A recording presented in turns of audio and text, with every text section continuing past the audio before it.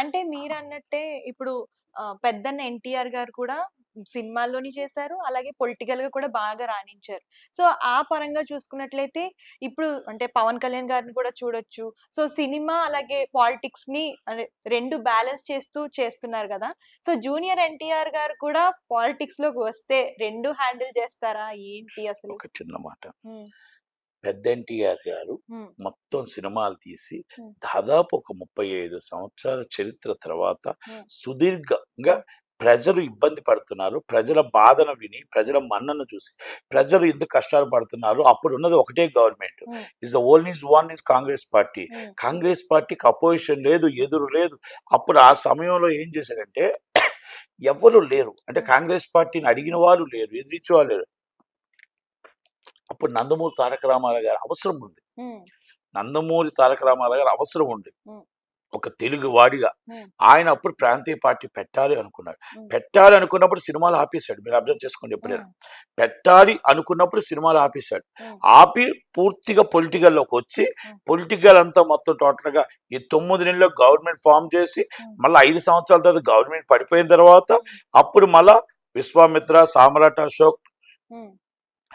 'Major Chandrakant' సినిమాలు తీశారు. హ్మ్. మళ్ళా గవర్నమెంట్ వచ్చింది. మళ్ళా గవర్నమెంట్‌లో ఆయన చీఫ్ మినిస్టర్ అయ్యాడు. హ్మ్. ఒక సంవత్సరం తర్వాత, సంవత్సరంన్నర తర్వాత మళ్ళా దింపేశారనుకోండి. హ్మ్. పాపం ఆయన్ని అన్యాయంగా దింపేశారు. ఒక సంవత్సరం, 2 సంవత్సరాలు చనిపోయారు. ఓకే.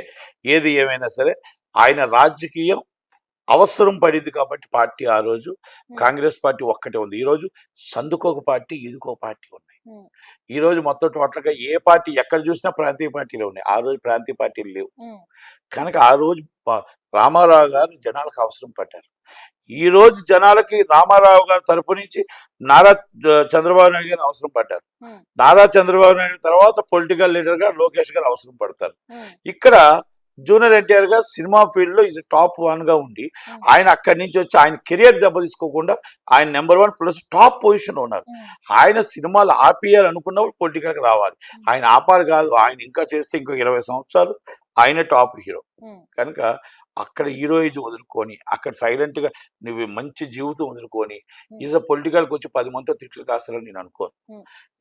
పవన్ కళ్యాణ్ గారు డిఫరెంట్. హ్మ్. పవన్ కళ్యాణ్ గారు ఎప్పుడు కూడా ఫస్ట్ నుంచి ఒక రాజకీయంగా వెళ్దాం 2009 నుంచి వాళ్ళ అన్నయ్య గారి పార్టీలోకి వచ్చి, అన్నయ్య గారి పార్టీలో ఉంటూ సినిమాలు చేస్తూ ఆయనకి ఇంట్రెస్ట్ ఉంది పొలిటికల్. హ్మ్. కనుక ఆయన కూడా సినిమాలు ఆపేసి హ్మ్.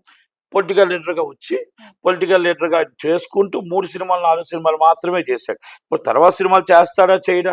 అనేది జనాల డౌట్ ఉంది. హ్మ్. కానీ చెయ్యాలి. సినిమాలు కంపల్సరీ చేయాలి. ఆయన బతకాలంటే, ఆయన స్టాఫ్ జీతాలు ఇవ్వాలంటే, ఆయన కొంచెం ఖర్చు పెట్టుకోవాలంటే, ఆళ్ళ ఇంట్లో ఫ్యామిలీ పోషించుకోవాలంటే ఆయన సినిమాలు చేయాలి. ఆయన తప్ప ఇంకోటేం లేదు. హ్మ్. కనుక రాజకీయం ప్రజల కోసం ఒకటి చేసుకుంటే, సినిమాలు కూడా చేసుకుంటుంటారు. హ్మ్. ఈజ్ పవన్ కళ్యాణ్ గారు డిఫరెంట్. హ్మ్. ఈజ్ నందమూరి తారక రామారావు గారు డిఫరెంట్. హ్మ్. Balayya Babu is political leader. కనుక యాక్టర్. Cinema actor. కనుక ఆయనది వేరు. ఆయనది ఒక డిఫరెంట్ హ్మ్. డోనర్. కనుక రాజకీయంగా వారసుడు నారా లోకేష్ గారు. హ్మ్. సినిమా ఇండస్ట్రీగా ఈరోజు టాప్‌లో నందమూరి తారక రామారావు గారి వారసుడు ఎవరైనా ఉంటే టాప్‌లో జూనియర్. జూనియర్ ఎన్టీఆర్ గారు. తర్వాత పవన్ కళ్యాణ్ గారు ఇది హ్మ్. మన బాలయ్య బాబుది ఒక తరం హ్మ్. Top leader. ఓకే. ఆయన ఇప్పుడు ఈ తరం టాప్ లీడర్. హ్మ్. కనుక మనం పొలిటికల్‌లో మాత్రం లోకేష్ గారే టాప్ లీడర్. లీడర్. హ్మ్. కాబోయే సీఎమ్మా? హ్మ్. కాబోయే అధ్యక్షుడా? అని అనౌన్స్ ఏదైనా చేస్తారు. ఆయనకే హ్మ్. లీడర్‌షిప్ క్వాలిటీస్ ఉన్నాయి.